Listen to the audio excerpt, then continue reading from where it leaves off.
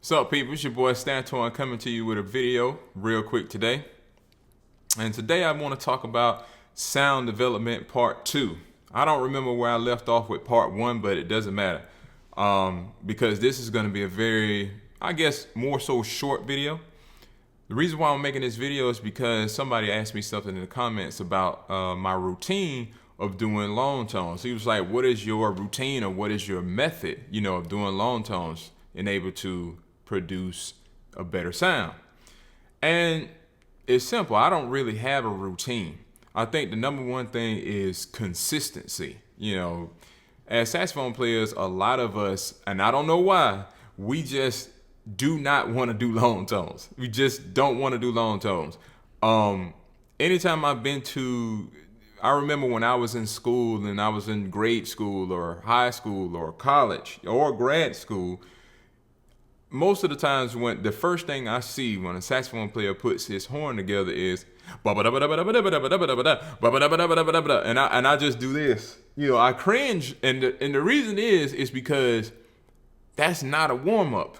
You know what I'm saying? That's not a warm up. I think I said this before in the past. In the Olympics, when the track and field is starting to go, and let's say they're about to do a sprint, you think that they just show up to the track and they all just come out in their little track suits and just get down in their stands and wait for the gun to fire and just shoot off? No, I'm sure that they have warm-up stretches. I'm sure that they maybe have a personal trainer that gives their legs and stuff a massage to get them ready to execute what they're about to do.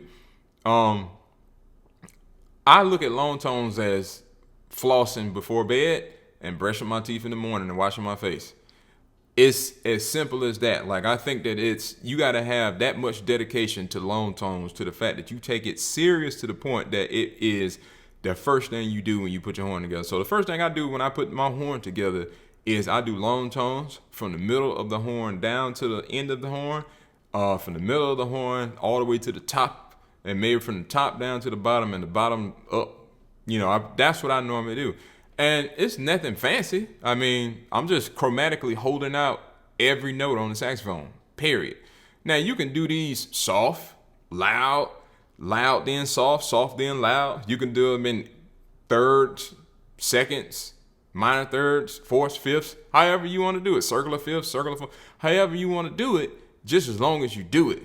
Because what's special about the long tone? Why is it so important? Long tone is important because what it does is it produces muscle memory. Muscle memory in your embouchure, your tone, your air speed, being sensitive to how you change, your own unique individual, how you were made up, how you change with every movement. You're breathing, making sure it's being done properly. You're breathing in the right space, of your stomach, your abdomen at the very bottom. Getting used to how your horn responds, your mouthpiece and reed combination. And, about that, if you check out my other video when I talk about resistance versus response, long tones give you the ability to let all of that stuff settle in.